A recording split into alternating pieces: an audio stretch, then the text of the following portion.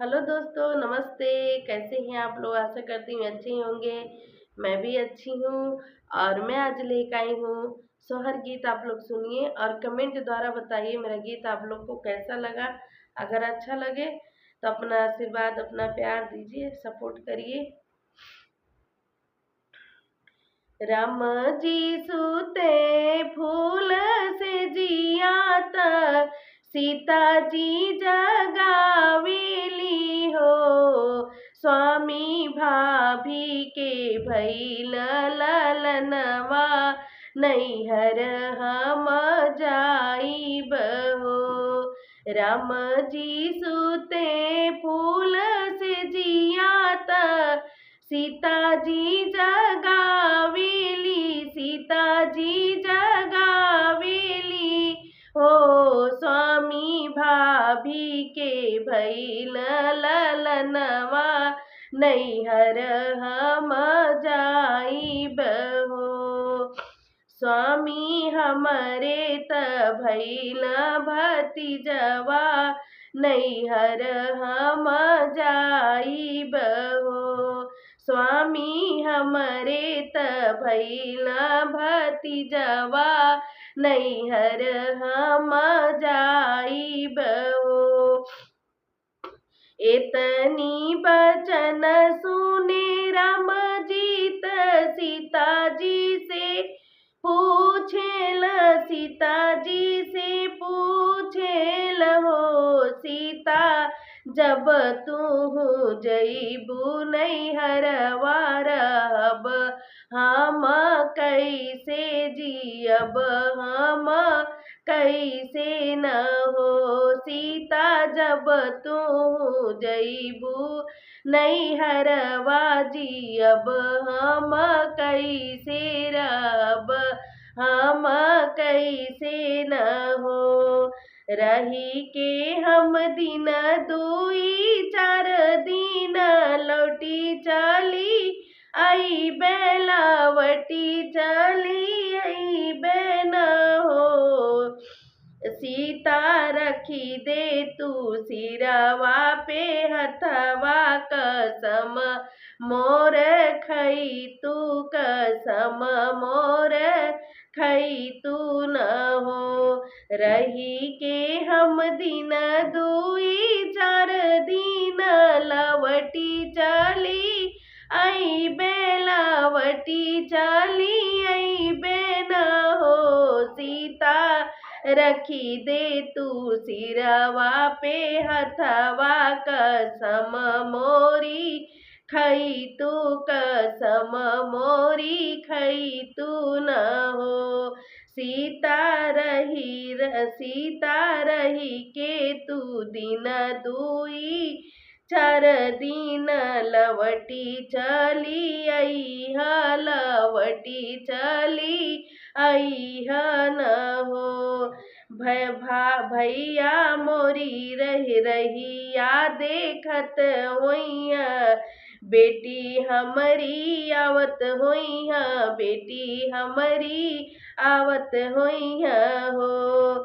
भैया मोरी रहिया निहारत होइया, बेटी हमारी आवत होइया हो। स्वामी भैया गढ़िन दरवरवा, तरहिया निहारत होइया हो। स्वामी भैया गढ़िन दरवजवा, तरहिया निहारत होइया हो। राम जी के सजी गईला घोड़ावा, त लखन के बछड़वा, त लखन के बछड़वा न हो। सखिया सीता जी के सजी गईला पलकिया, तीनऊ जने चले न हो। राम जी के सजी गईला घोड़ावा, लखन के बछड़वा, लखन के बछड़वा न हो। सखिया सीता जी के सजी गईल पलकिया तीन हो जानी चलेल हो। राम जी के उतरेल बगिया लखन फूल वरिया लखन फूल वरियान हो। ललना सीता जी उतरे अंगनवा हंसी के भैया भेटी ले हो। राम जी उतरेला बगिया लखन फूल वरिया लखन फूल वरियान हो। ललना सीता जी उतरे अंगनवा हंसी के भैया भेटी ले हो। भाभी बिछवेली चदरिया ननद हमरी बैठन हो। भाभी बिछवेली चदरिया ननदी हमरी बैठहु हो। ललना हसी हसी देवया कवरिया चरनिया जे की धोवेली हो। ललना हसी हसी देव कवरिया चरनिया जे धोवेली हो। मिली जाली सखिया सहेलिया पलंग चढ़ी बैठेली पलंग चढ़ी बैठेली हो। सीता बहुत ही दिन पे भेटैलू त कई दिन रहबू न हो। मिली जुली सखिया सहेलिया पलंग चढ़ी बैठेली पलंग चढ़ी बैठेली हो। सीता बहुत ही दिन पे भेटैलू त कई दिन रहबू न हो।